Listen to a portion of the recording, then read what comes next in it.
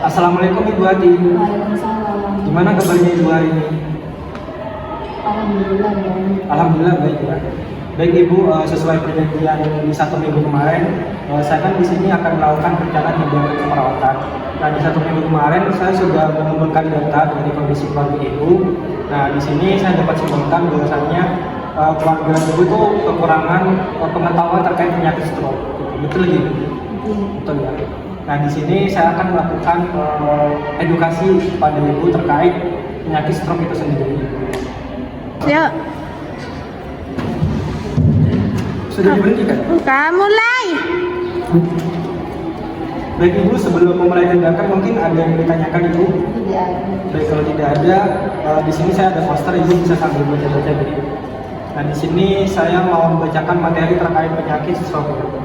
Nah penyakit stroke sendiri itu adalah gangguan fungsi saraf yang terjadi pada akibat pasokan darah ke suatu bagian otak sehingga peredaran darah Ibu ini terganggu gitu Ibu.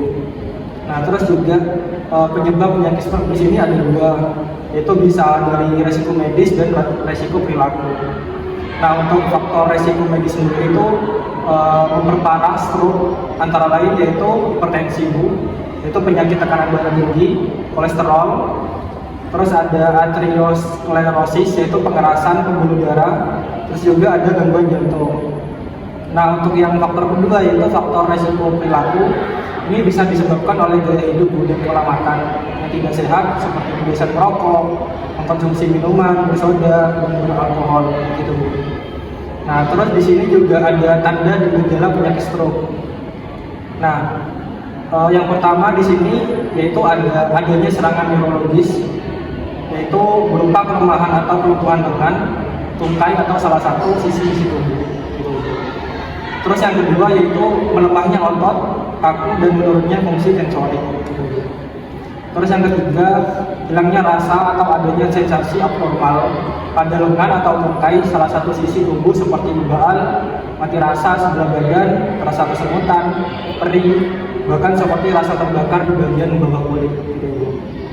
Terus juga yang keempat ada gangguan penglihatan, seperti hanya dapat melihat secara parsial ataupun tidak dapat melihat keseluruhan karena penglihatan gelap dan pandangan ganda besar.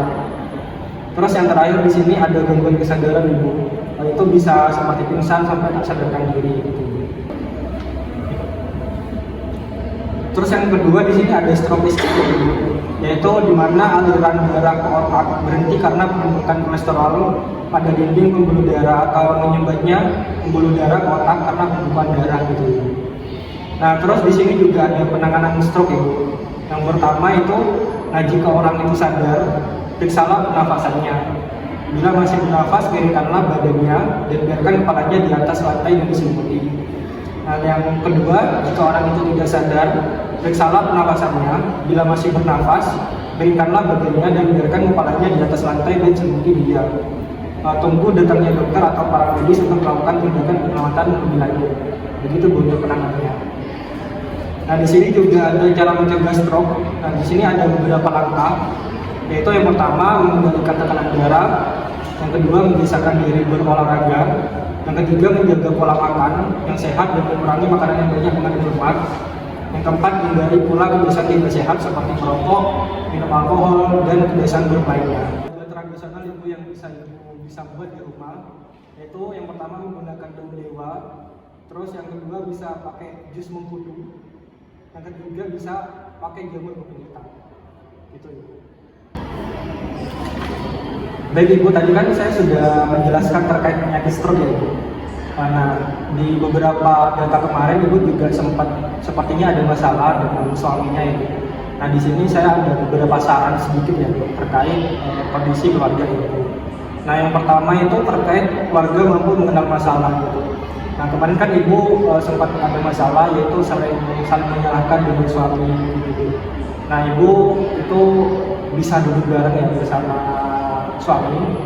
Kebetulan, mohon maaf, suaminya itu kan punya stroke. Nah, itu bisa dibicarakan terkait masalah itu gitu. Terus Ibu bisa mencari jalan solusi. Mungkin ketika Ibu kesusahan, Ibu bisa meminta ke saudaranya suami Ibu atau ke saudaranya Ibu gitu.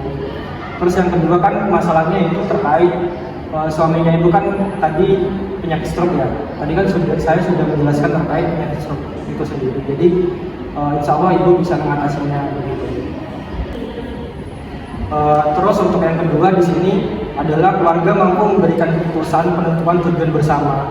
Nah, seperti yang tadi saya sudah bilang, untuk mengatasi masalah ibu itu sendiri yaitu bisa berbicara berdua dengan suami ibu. Ibu bisa menetapkan tujuan bagaimana gitu, apa ibu bisa minta bantuan kepada orang tua ibu jika masih ada, ataupun bisa minta tolong ke saudara-saudara ibu ataupun saudara dari suami gitu.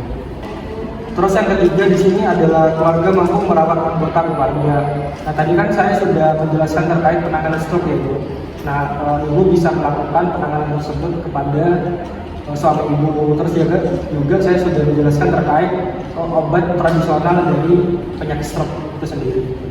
Terus untuk poin yang keempat yaitu keluarga mampu memodifikasi lingkungan stimulasi kognitif. Nah, dari data kemarin kan sepertinya lingkungan keluarga ibu tuh belum positif ya, maksudnya ibu kan sering cekcok bersama suami ibu. Nah, ibu tuh bisa membuat suasana yang lebih positif gitu Bu. Yang pertama, ibu bisa membicarakan masalah tadi yang terkait ibu menjadi tulang punggung bersama suami ibu. Terus juga ibu kan punya anak ya, itu bisa dicari jalan solusi bersama gitu. Dan mungkin sering berkumpul gitu Bu, biar lingkungannya lebih positif gitu. Terus yang di poin nomor 5 itu keluarga mampu memanfaatkan fasilitas pelayanan kesehatan gitu. Tadi kan saya sudah bilang bahwasannya ibu tuh bisa membicarakan masalah ini kepada mungkin saudara ibu atau kedua orang tua. Nah, terus jika ekonomi dari keluarga itu sudah membaik, alangkah baiknya jika ibu membawa suami ibu untuk ke fasilitas layanan kesehatan untuk diperiksa kembali begitu ibu. Baik ibu, mungkin itu saja penjelasan dari saya. Mungkin ibu ada yang ditanyakan? Tidak ada. Tidak ada ya. Baik, kalau tidak ada, saran saya ibu yang saya tadi sudah jelaskan bahwasanya ibu bisa membicarakan ini kepada suami ibu.